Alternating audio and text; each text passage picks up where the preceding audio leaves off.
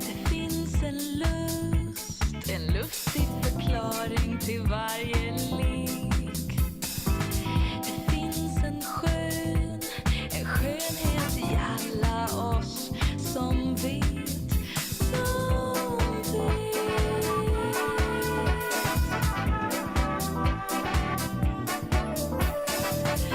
Du behöver inte gömma dig längre. Kom fram, kom fram. Jag vill inte glömma dig längre.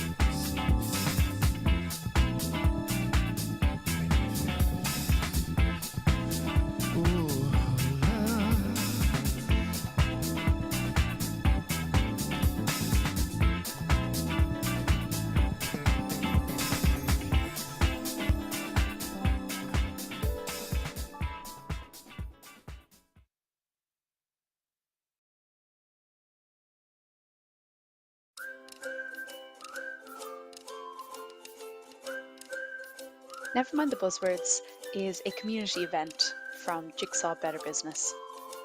Taking place bi-monthly, its aim is to build a community of businesses and professionals where you can learn, share and connect. It's about going beyond the jargon and coming away from each session with knowledge, tangible tools, tips, strategies, and hopefully an extended network. Each event is focused either on people or a process. In the process sessions, we talk about how we deliver value in our business. Topics here include lean tools and thinking, operational excellence, sustainability, and digital transformation. In the people sessions, we look beyond the process to the who, discussing topics like leadership, teams, culture, and professional development. Never Mind the Buzzwords isn't just an event that you attend, it's an event to participate in. So get involved in the conversation, put your camera on if you can, share your thoughts, ideas, or questions in the chat, or feel free to unmute yourself. And don't forget to stay in touch. We have a LinkedIn group where we upload resources and recordings from this community. And if you follow Never Mind the Buzzwords on Eventbrite, you'll be notified whenever we post a new event.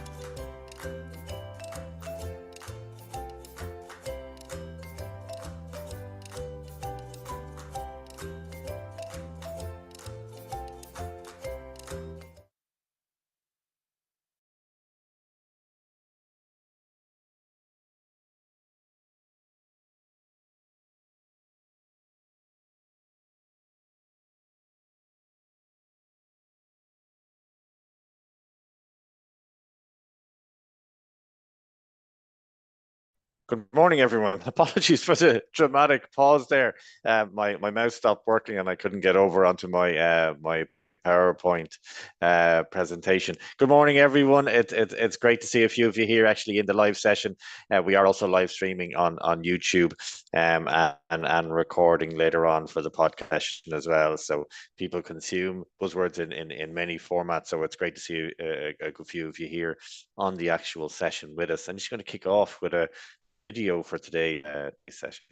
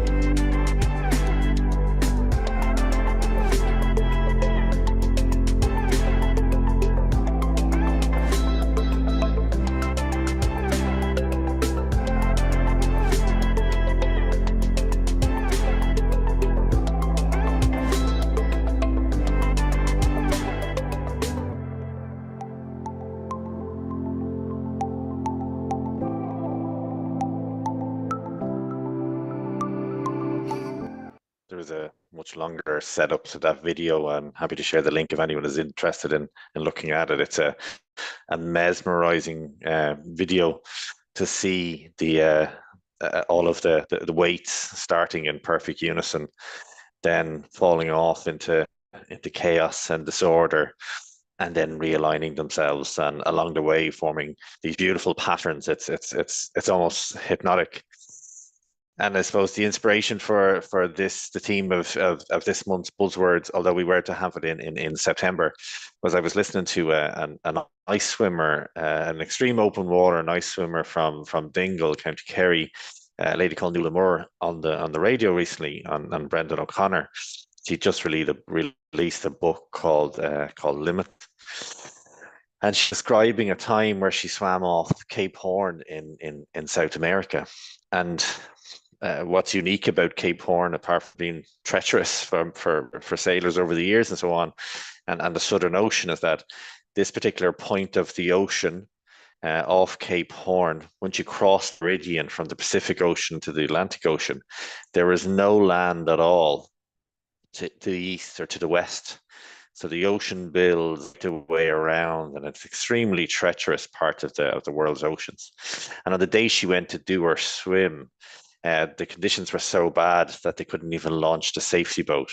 And she decided to proceed. And Brendan O'Connor interjected at the time to say it sounded like complete chaos. And her response, it kind of inspired me and reminded me of a phrase that I'd heard before, is that even in progress or even in chaos, there was progress. So even in that chaotic situation, you had to proceed, you had to keep going, you had to keep working to achieve. And the universe is kind of like that. It tends towards disorder. And in complex systems like the one which we inhabit, chaos kind of is the norm. And nature loves it, but we try as humans to put patterns on everything that we have and to bring order to that chaos as well. And that's what we're going to talk about today, is what is the chaos and how can we progress in that chaos, and how can we take our businesses and help make them resilient to embrace that chaos and to survive and to thrive within it. Because it's about not just surviving in turbulence, but thriving in turbulent times as well. Now, there's a lot of quotes out there about chaos. I mean, this is one that I liked. Not the that it reminded me of, it was Nietzsche, I think, talked about chaos. That you must have chaos within yourself to be able to give birth to the dancing star. So you needed to have that chaos to really have that ambition to succeed and to be better. This one is wrongly attributed to the Buddha, that chaos is inherent in all compound things, and we must strive on through it with diligence. But chaos can strike businesses at any time, whether it's economic downturns, whether it's health crises, whether it's unforeseen disruptions. Small businesses, large businesses face a myriad of challenges. We've seen it through the COVID pandemic as well. And today we're going to talk about some of those challenges and how there might be pathways to progress from it as well. And we'll also introduce some tools and strategies that might help us to build that resilience and navigate that chaos successfully. So what are some of the chaos and challenges that we face? They can vary significantly based on industry, based on our location, based on our global circumstances. The chaos that we feel we might suffer in our business life here today, there's nothing compared to what's happening in Ukraine or in Palestine at the moment. So it's really subjective and objective to where we are and what we intend to face. The first one up now is economic uncertainty. So fluctuations in the economy, such as recessions or economic downturns, can create chaos for businesses, reduce consumer spending, cause the credit markets to tighten, and market volatility can impact these operations as well. We're seeing it with the increase in interest rates at the moment, where spending is starting to contract until inflation reduces. Technological disruptions, so rapid technological advances can disrupt traditional business models, and companies that fail to adapt those new technologies will lose their competitive edge.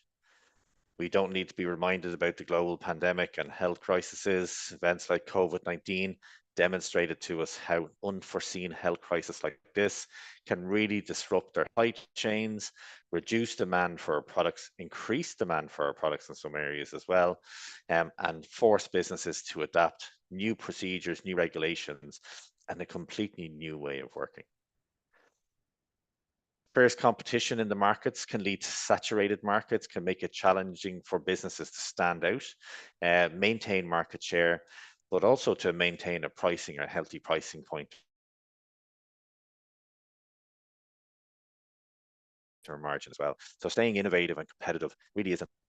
Changes in regulation from governments and the policies can have a significant impact on our business. Compliance costs, legal challenges, shifting market dynamics, all of these can result and cause havoc for us in terms of regulatory changes. Disruptions to our supply chain, whether due to natural disasters, geopolitical conflicts, or other factors, can lead to delays, increased costs and shortages of critical materials. Threats to cybersecurity, data breaches, all pose significant threats to businesses in this digital age where we're online more and more.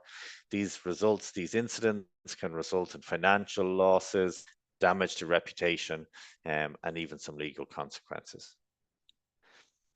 Environmental challenges are never far away, and regulation is becoming more and more stringent, force us to behave in a correct way to address these. So in order to stay relevant, we must adapt to sustainability and address these issues as well. Things like managing our talent, attracting, retaining, develop skilled employees is a challenge, especially in competitive job markets. So businesses need to invest in talent, not just the attraction of it, but also the retention of the people that are there with them as well. Customer behavior is changing. Shifts in consumer preferences and behavior are driven from factors like demographics and cultural changes and require businesses to adapt their products and services and marketing strategies. Access to capital and financing can be significant challenges for businesses, startups, small businesses and big businesses, affecting their ability to grow and to innovate. We're not too affected by it here, but political instability, trade union disputes, trade disputes, change government administrations, all creates uncertainty, along with natural disasters, earthquakes, hurricanes. We've even seen locally here the effects of flooding on the economies down in Cork and other parts of Ireland as well. As businesses expand globally, that supply chain complexity has more and more challenges and needs to be reviewed on a constant basis to see, can we bring things closer and make those supply chains less complex. And with growing concerns about data privacy, our customers generally are more concerned about how we manage their data and what are we doing in our business to help support that. Successful businesses need to develop kind of strategies to mitigate risks on consumer privacy concerns, to embrace the changing circumstances, and ultimately to be stronger in what they do in terms of consumer privacy.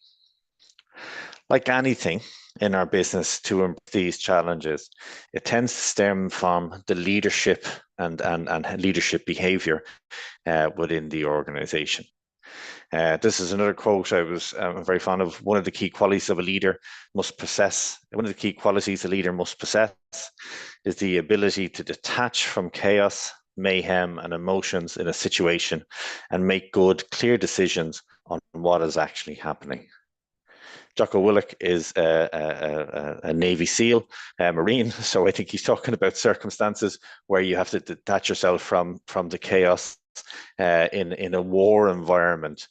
But even at times when there is a crisis situation in our business, we need to detach ourselves from that, from the mayhem, from the emotions, and really start to focus in on how we can make good, clear decisions from there as well.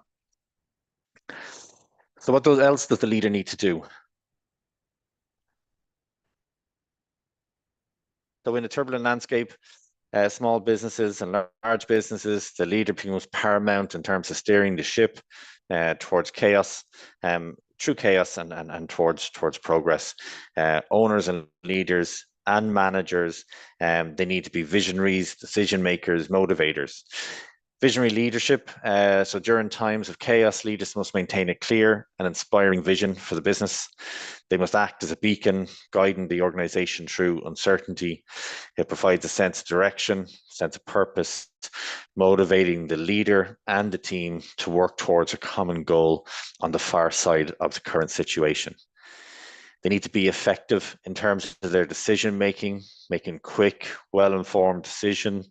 They need to be open to changing circumstances, willing to adapt strategies, and be unafraid to take calculated risks. Decisiveness is crucial in these types of situations, as hesitation can lead often to missed opportunities or even problems or issues becoming exacerbated. Leaders need to communicate openly and transparency with their teams, their stakeholders, and their customers. Employees look to their leaders for guidance and reassurance. So clear and honest communication helps build cohesion within the organization, ensuring that everyone is on the same page. We can't do it all by ourselves. So as leaders, we need to delegate. We need to empower our teams and delegate responsibilities effectively. By delegating tasks, this allows us to focus on high impact decisions and strategic planning. While employees take ownership of their roles and contribute to the business's progress, ultimately making everybody's life more rewarding as well. Leaders need to exhibit resilience and emotional intelligence. As they are often the face of the business, how they act sets the tone for the entire organization. Resilient leaders can bounce back from setbacks, inspiring the team to do the same. Emotional intelligence will also help in understanding and managing the emotions of team members, foster supporting work environment. With chaos also brings a steep learning curve, so effective leaders really need to embrace this curve and opportunities for professional and personal growth for them and their team, staying informed about industry trends, what's going on, new technologies, evolving market dynamics. This knowledge allows them to make informed decisions that will really help them drive through progress. Managing resources is always a challenge. Leaders need to optimize the allocation of resources, including finance, personnel, time. The efficient resource management ensures that the business can remain agile and can adapt to all the kind of changing circumstances. Customer-centered approach is also key. They must understand the changing needs and preferences of their customers and tailor their products or services accordingly. Maintaining a strong connection with their customer base, leaders should ensure that continued growth and success. It's also important to reach out to the community and play a role in the community. So building strong community relationships not only fosters support, but also enhances the reputation of the business. Leaders can participate in community initiatives, as can their teams, sponsor local events, and try and give back to the community in which they're operating. But it comes back to this point about that vision. Okay, so I mean, visionary leadership and a leader within a crisis or a chaotic situation has that long-term vision to see beyond the current situation and see a path through it. So navigate through that chaos and not lose sight of the long-term vision for the business. Short-term survival is essential, absolutely. But we need to plan for the future. What lessons are we learning throughout this difficult time or this difficult period, and how can we apply these into the business going forward? So it's about providing vision, adaptive decision-making, communicating transparently, empowering the team, exhibiting resilience, and maintaining that strong customer focus. And it's this leadership and it's the leader that has the compass that points the way to navigate out these more challenging times. Another quote here was one from Napoleon. And the battlefield is a scene of constant chaos, and the winner will be the one who controls the chaos, both their own and the enemies. Controlling the chaos, how do we stay on top of it? Leadership helps us, have the right behaviors and actions and attitudes, but there's a set of tools we probably need here. to help us move our way through it and even to thrive within it. And that brings us on to kind of the first set of kind of tools we're going to talk about today, which is tools around innovation. And we're going to start with talking about innovative thinking. So applying innovation practices during a critical time can really help a business. It helps make the business be more adaptable and agile. So innovative businesses are more adaptable to change. They quickly pivot their strategies, their products, their services, and they respond to new challenge and market shift. And this really allows them to thrive amid that chaos. Innovative organizations embrace problem solving. Okay, they encourage it. So when problems strike, they are more likely to see challenges as opportunities and find creative solutions. Having a mindset towards continuous improvement, and we'll talk a little bit more about that in a few slides, means that we're constantly focusing on refining our processes and making new incremental changes, which allows us to see even short-term improvements in the midst of bad situations. Trying to find new revenue streams and the development of new revenue streams. Businesses that diversify their income or have more than one sole area of income tend to be far more resilient and can always continue progressing, even when the core areas of the business are disrupted. Market differentiation means standing out from the crowd. And if we're in a crowded market space, offering unique and innovative products and services, businesses tend to be able to stand out from and attract new customers, even in difficult times. Again, with customer-centric solutions, making sure that we understand what customers need. So in a changing time, has the customer need changed, and what are we doing to adapt our products and services to meet that customer need? Again, we'll see things like resource optimization. We're managing resources again is key, but embracing technology. So finding out what new technology is out there. Can we automate processes? Can we improve customer experiences and gain a competitive edge? Using innovation and innovative thinking during times of crisis, we need to start mitigating risks. So understanding what can go wrong and be better prepared to handle them. And even during times of chaos, embracing and engaging with employees to make sure that they are committed to the success of the business. And because more often than not, it's employees and our team members that will be the source of all of the innovative ideas that can help us during a chaotic situation.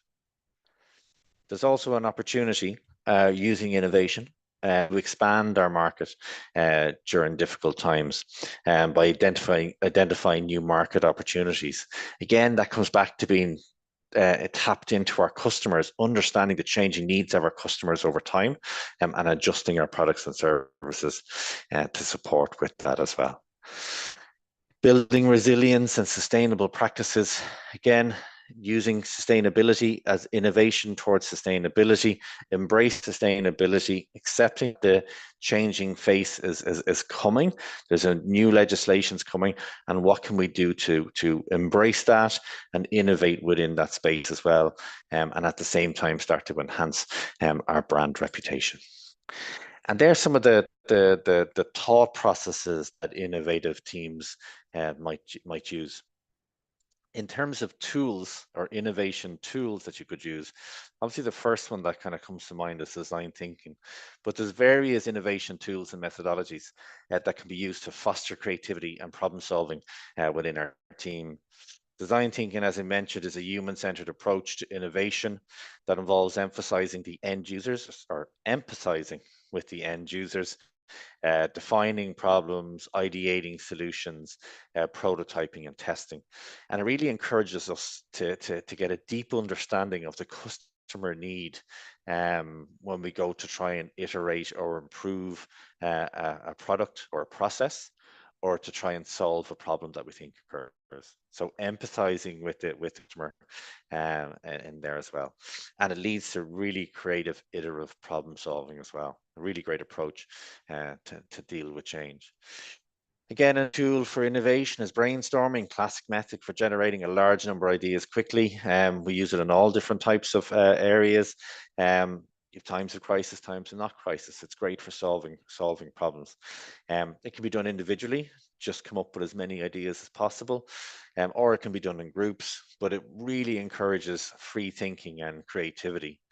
Getting those ideas in mind mapping is a visual technique for organizing thoughts and ideas. It helps exploring relationships between different concepts and can be also useful for problem solving and idea generation. Strategy tools like SWOT and Scamper, which I'm sure everybody knows what they are. SWOT analysis, so what are the strengths, weaknesses, opportunities, and threats facing our business? Structured way to identify areas for improvement. Within our own organization, we have a sustainability SWOT, we have a digital SWOT, which helps us put a sustainability and a digital lens over our strengths, weaknesses, opportunities, and threats, taking a particular focus on those particular areas. Scamper is another technique. It's a creative thinking method that encourages us to think about existing ideas or products from different angles and generate new ones as well. TRIZ is a systematic approach to problem solving. To solving engineering and technical problems. It provides a set of principles and tools to help identify innovative solutions to complex problems. Nothing beats coming together. Brainstorming is one way we can do that. Innovation workshops are great to bring together teams to focus on specific challenges and try to innovate from them. It involved all structured activities and exercises used to stimulate creativity and generate ideas, often facilitated by a third party or by an outside member of the team. Innovation workshops really are great mechanisms just to get everybody focused away from their day-to-day tasks to try and come up with new interesting solutions or solve problems as well. You could replace the word innovation with problem solving and it would equally work there. There's also open innovation platforms, hackathons, ideation software, really where we kind of collaborate with external innovators, freelancers, startups, crowdsourcing, engaging with external contributors to suggest ideas and generate kind of even more ideas.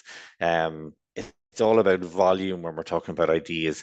And then once the volume ideas, we can then start to qualify each one as well. Things like hackathons are time-limited events where individuals or teams work intensively to develop an innovative solution to a specific challenge. Within Lean, we call them Kaizen events, which we'll talk a little bit about later on. Really, with hackathons, they encourage competition between the teams that are taking part within it, and there's really high levels of creative problem solving from there. Using software tools like idea capture, ideation software help us to capture ideas from our teams on the fly. It's essentially like digital selection boxes. Christmas is on my mind already. Digital suggestion boxes.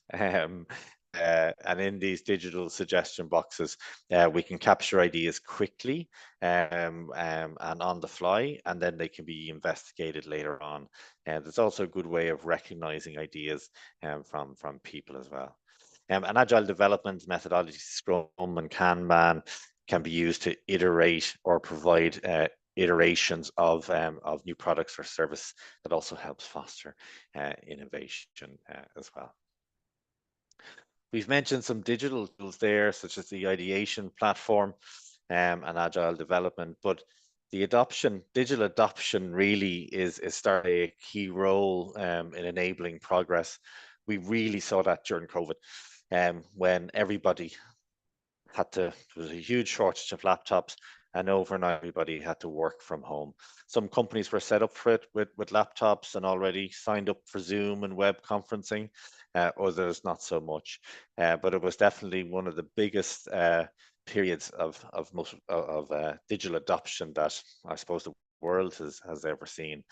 And that first really was that remote work and collaboration, where digital technologies were embraced to enable remote work and collaboration, and allowed businesses to continue to operate during the pandemic. So cloud-based tools like we're on now, Zoom, conferencing, project management platforms, all help to keep teams connected and productive. And it's a pattern that's not going away. That once embraced, it's never going to change. You know, businesses moving to e-commerce and online sales. Lots of digital platforms out there helping businesses with the capability to establish and expand their presence online, expand their marketplace as well. So it allows them to reach customers, manage orders, maintain sales. So when physical locations are disrupted, as we saw in COVID, we can continue to trade. Okay, so what happened in the retail environment also happened in a training environment. There was a time a couple of years ago we wouldn't be doing webinars or information sessions like this on such a frequent scale or or online. They would all be in person, and all of the stress that goes with that as well. Accessing data and data analytics tools, really help businesses and empowers them to make much more informed decisions and make those decisions often in real time. So data-driven insights can help us, especially in chaotic times, but all the times, in adjusting or pivoting our strategies, identifying market trends, consumer behavior, and then starting to optimize our operations towards better results. Also with supply chain, digital technologies are helping us see where items are. So where is our container? Using things like the Internet of Things, blockchain, enhance the supply chain visibility, helps in tracking products, managing inventory, mitigating disruptions, and kind of starting to identify and address bottlenecks or issues within the supply chain. Engaging customers, digital channels, social media, chatbots, ChatGPT, email, all of these allow businesses to maintain open, frequent communication with their customers, help address their concerns, and even provide support when physical stores or offices are inaccessible or even closed in a much more convenient way. Cybersecurity helps us in terms of facing down cyber threats. The new digital security tools and practices that we have to embrace help us to protect our sensitive data and start to maintain operational integrity during difficult times as well. The move towards digital marketing is helping us to embrace and adjust their message and get out to markets quickly and be highly targeted with their messaging. So gone are the days where we had a general one-size-fits-all marketing approach. We can be very targeted in our marketing campaigns. We can really find the watering hole that our customers are drinking at, and we target them directly with our messaging there as well. And we can adjust that messaging based on the data that we get, changing consumer behavior and changing market conditions. And this digital infrastructure allows businesses to scale up and to scale down rapidly in response to fluctuations in demand. And this is essential if we do have that kind of VUCA, chaotic, unpredictable market environments as well. Automation and efficiency, we're seeing tools like RPA, robotic process automation. We're seeing ChatGPT, AI-driven solutions, all helping us to automate repetitive tasks, reduce manual errors, reduce sign-offs, enhance operational efficiency. And again, this becomes really important when resources are limited or they're geographically dispersed as well. The growth in online learning, it was there before, but it's grown exponentially in the last couple of years. Providing employees with online learning, skill development, and making sure the workforce remains adaptable and equipped to navigate different situations as well.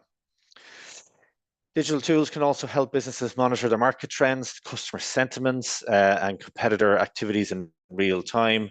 Again, invaluable information when we're trying to make strategic decisions.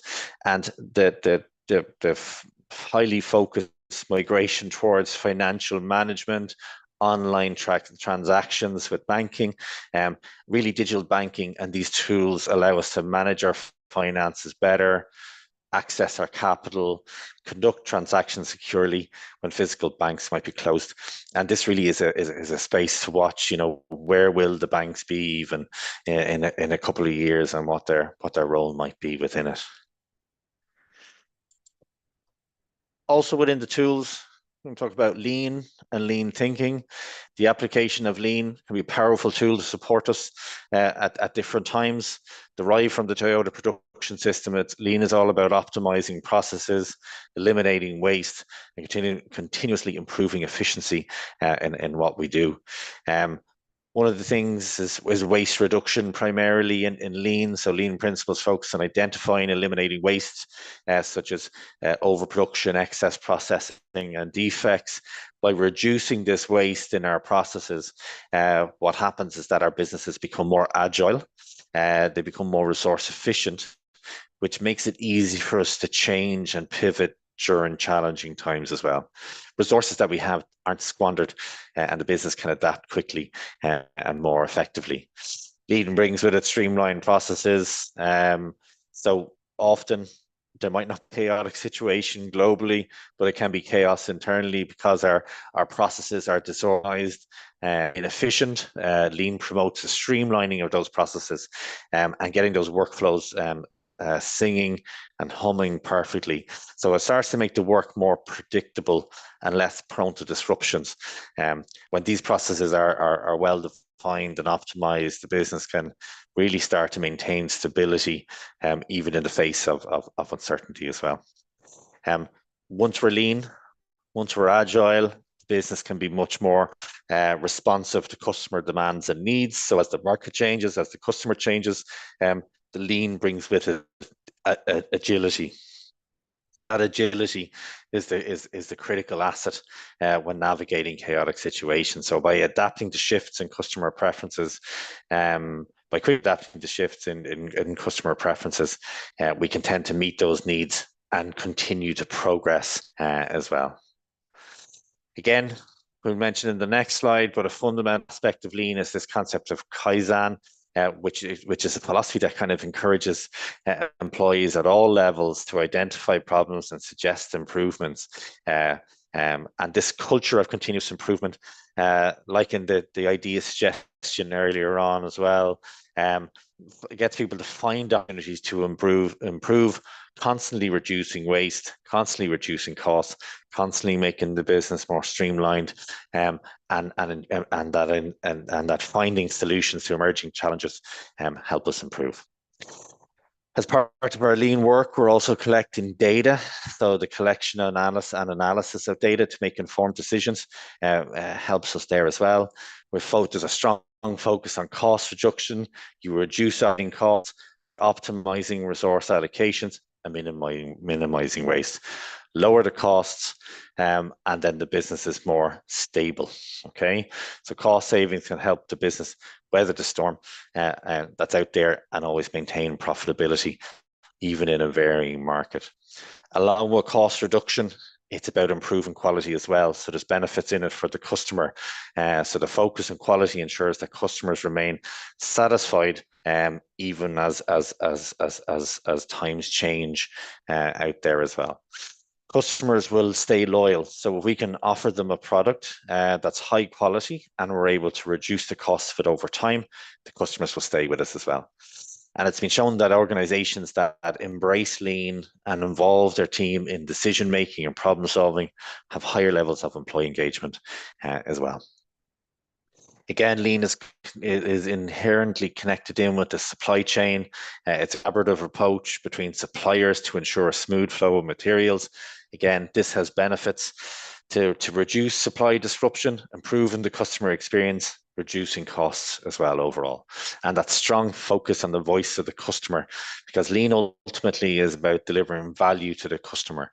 And by staying closely attuned to what they need and to the customer needs, the business can continue to provide valuable products and services when facing into differing situations. And it's a customer-centric approach that can help maintain customer loyalty and help us to continue to drive progress in the face of many different situations as well. Guys, if anyone has any questions, feel free to pop them into the chat, and we can have a chat about them. Just a little sketch here. Not sure how hard it is to see, but I'll share the slides with you afterwards. This is a common scene in most businesses, kind of battling high costs, excessive waste, poor management and decisions. The outcome of the business is kind of driven into chaos and can often become a recurring cycle. And Kaizen is an activity in which we can use to climb out of this hole. It's a step-by-step process to kind of start to reclaim lost ground. So when you set up a new production line or launch into a new process, the goal is to get it right first time, achieving high productivity and quality. But often as time goes by, changes happen, conditions, parameters, sequences, external factors start to cause issues. And with them, we need to work to regain that lost ground. And that corrected mentality through practices like Gemba, you can check back on some of the previous episodes of Buzzwords, going to the Gemba is going to where the work is happening, and actually getting close to it and observing it and seeing the real world issues of operators with the operators. And by applying that corrected mentality and going to the Gemba, we start to identify root causes of problems, and with the operators and the people closest to the work, create a shared vision across the organization of how we can make things right again. There's a kata approach within lean as well, again, not for today, but it's about setting target conditions, starting at the process level and kind of saying what's this next step we can progress towards this level as well. And really taking a lean coaching approach to problems in our business in good times helps us in bad times to embrace that kind of change as well. Lean, like a lot of leadership, is what's the word, is situational. So we can have many approaches, there's many tools, you've got to tailor it to your organization that you're working with, to the process that you're working with as well. But regardless of the variations, the lean approach should be an easy to follow step-by-step process about identifying a problem, identifying waste, identifying a target condition, and then saying what are the incremental steps we can get to win this battle against waste and inefficiency, and transforming our processes, whether we have an external chaotic situation or not, but transforming our processes and our operations from a little bit of chaos into a lean and efficient processes as well. So a tool we came across the Stacey matrix is used for multiple things, but great in terms of uncertainty as well, because it helps us make decisions differently under varying degrees of complexity. The basis for the matrix is 2 dimensions. So it's certainty, when things are far from certain and things are close to certain, and when we're far from agreement and we're close to agreement as well. So when things are in the simple sector, we've high certainty and high agreement.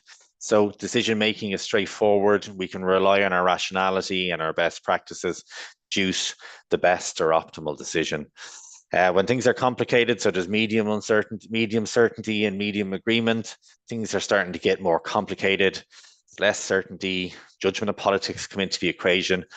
Decisions need to be negotiated rather than deduced from facts as well.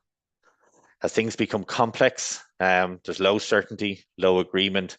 Here we can't really anticipate or agree anymore what will happen. As a result, a more experimental, trial and error-based approach to decision making is needed. And it's in this complex place where we might start to use tools like Agile, Scrum, innovation, hackathons, brainstorming to try and be a bit more experimental in what we do to see, will this fix the problem? Let's test it. Did it make a difference? And let's go back again. And then we're into the area of chaotic, where there's low certainty and low agreement, as opposed to low certainty or low agreement in complex. And here, this place where there's no sensible conclusion can be drawn about the best way to move forward. it's not quite anarchy, but to avoid anarchy, the best approach is to focus on stability. Okay, so on increasing stability and/or agreement until we cross back into the edge of chaos, into the realm of complexity, and we can start with our experimentation again. Really, in that chaotic phase here, we are in a space where we are firefighting, and where firefighting gets us to get back to a place that's complex, and we can start to manage or bring a bit of stability and reduce the anarchy from what we do. And while the Stacy Matrix is a tool to kind of help make decisions based on the level of uncertainty or ambiguity, might not always be the way to restore order. So in chaotic situations, the primary goal is to regain control and stabilize the business and the situation that we're in. First thing we need to do really is to try and contain the chaos. So our initial focus probably should be on ensuring safety of our employees, prevent further escalation of the crisis. And this usually involves immediate actions to halt or mitigate the chaotic factors. Okay, so it's really stop what's happening. Next step then is to restore the order. So once the situation is contained, at least a little, start working on restoring the order. This may involve short-term crisis management measurements just to stabilize the business even further. Post-crisis analysis, so after the immediate crisis is under control, we're back in that complex area, we need to conduct a thorough post-crisis analysis to understand what led to the kind of chaos. Doing this can help us identify any underlying issues, vulnerabilities that need addressing, or is there anything that's still a little bit of light that we need to put out or address before it sparks off again. And then strategic planning. So once we have a better understanding of the situation, we have better understanding of the root causes, what led to the problems, can we get a better understanding of what next? Go back to the Stacy Matrix, perhaps use other tools to determine the best course of action for the future. As I said, in a chaotic situation, our first focus is on immediate and short-term actions to regain stability. Okay. After that, you can employ various different strategic tools, including the Matrix, to help us get back there as well. But once everybody's safe and back in control, we could be talking about a war situation here. We could be talking about a PR disaster. We could be talking about an issue with a client that's going south, a conflict with a client over billing or hours or the quality of our project delivery. These can all be chaos or chaotic situations or crises that need to be managed. And as I said, the first thing is just to get back to stability first, and then try and work out from there to try and contain the situation in step one. No doubt, when we look for businesses that are successful or businesses that are resilient and thrive despite adversity, there's the obvious examples. Amazon, Microsoft, J&J, Procter & Gamble, Tesla, Zoom. These companies all kind of speak for themselves. What they do, though, generally is they have diverse or they've diversified their product categories and their offering. Okay, they've utilized their strengths where perhaps they had a particular strength in their business model that they weren't using to generate revenue, and then they start generating revenue from it. Microsoft, as an example, to many of us, moved from a product-based selling you for 500 or 600 or 1,000 euros, a license, a one-off license for Microsoft Office or Microsoft Word, move into the subscription-based product, locking us all in probably forever and paying far more than we ever did, and eliminating the need for pirate versions of software as well. So that move to a subscription-based helped them kind of shift their focus from selling product to cloud-based solutions from there as well. Zoom rapidly adapted to the increased demand for video conferencing issues start COVID, but they really emerged out of nowhere to be the leader.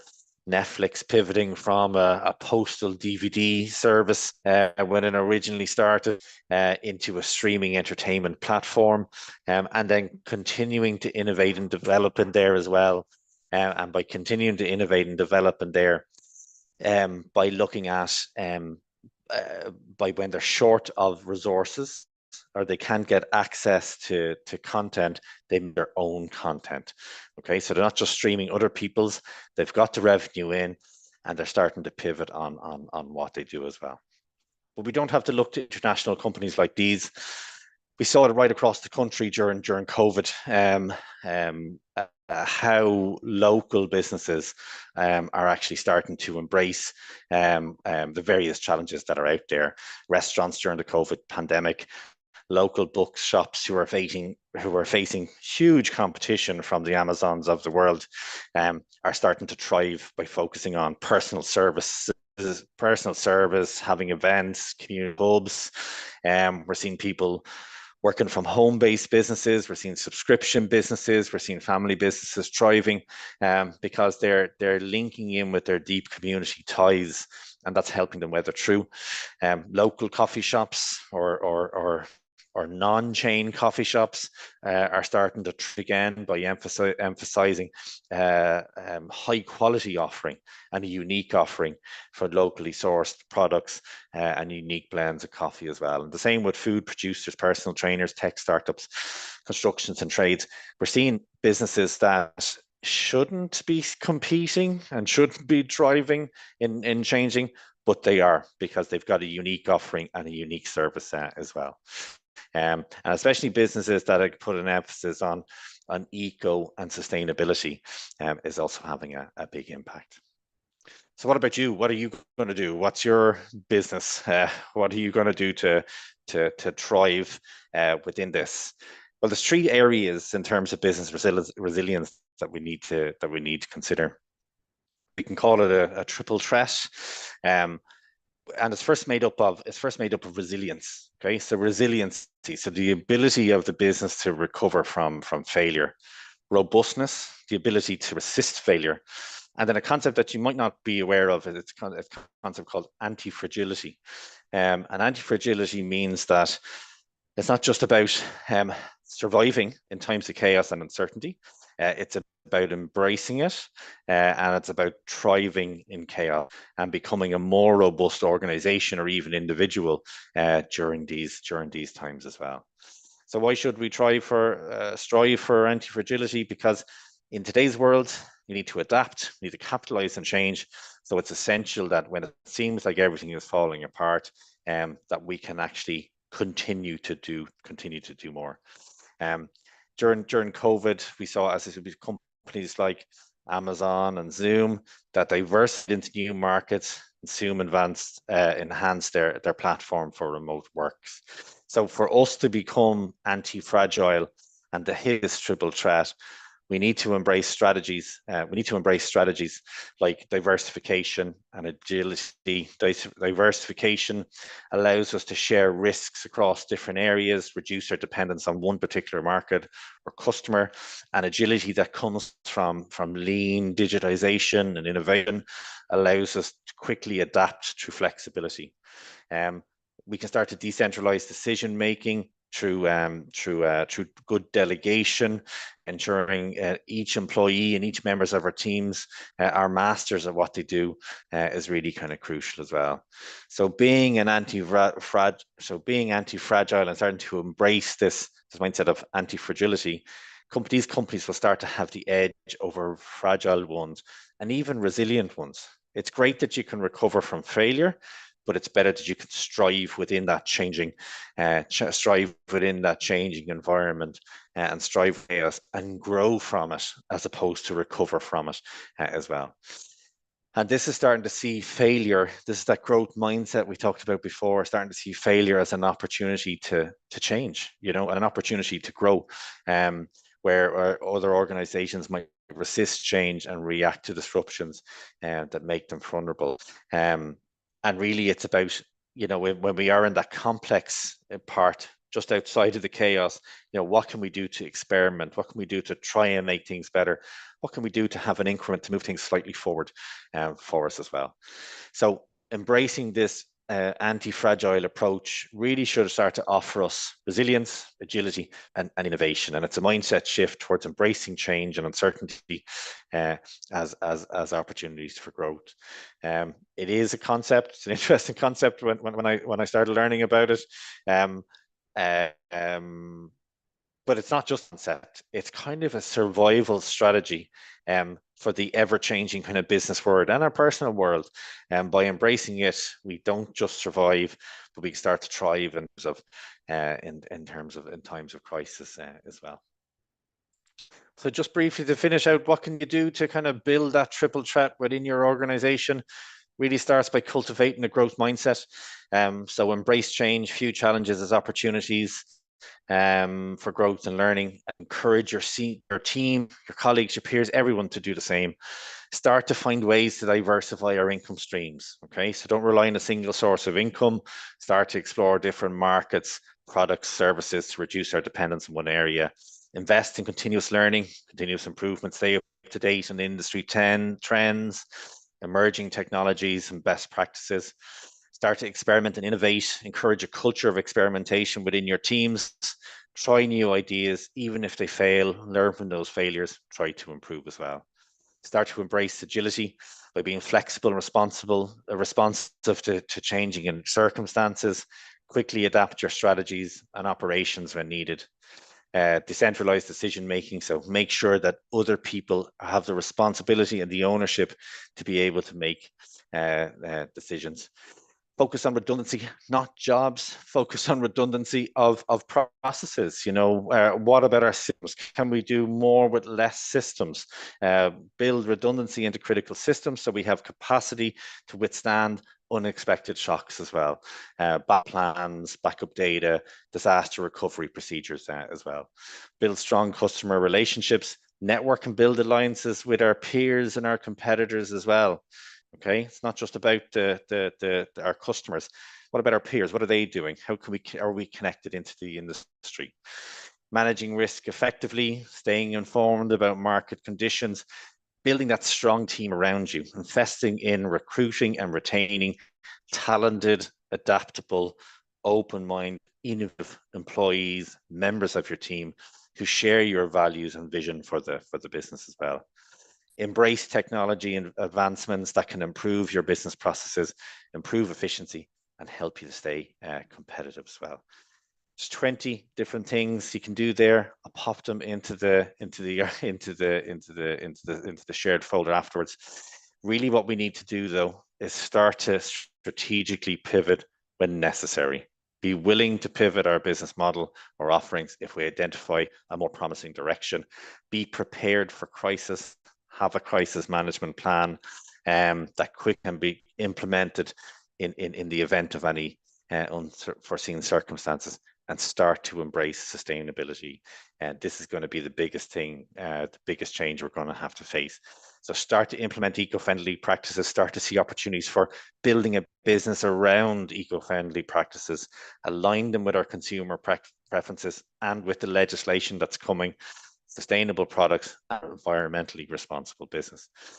And look, by really starting to adopt and consider these actions, we should be able to build an anti-fragile, resilient and robust business or ourselves leaders that can thrive in the face of adversity. And as I said, it's about being proactive, adaptable, and prepared for whatever challenges that come towards us. One final quote, and then I'll let you go. Real growth comes from chaos and not order. It's by some crazy businessman. I didn't want to put his name up there, but I thought it was a good quote. But the real growth we get within our organization will come from chaos and disruption that forces us to change, as opposed to sit somewhere comfortable over a period of time. Okay, thank you so much for your time. I'm happy to hang on for some questions if anybody has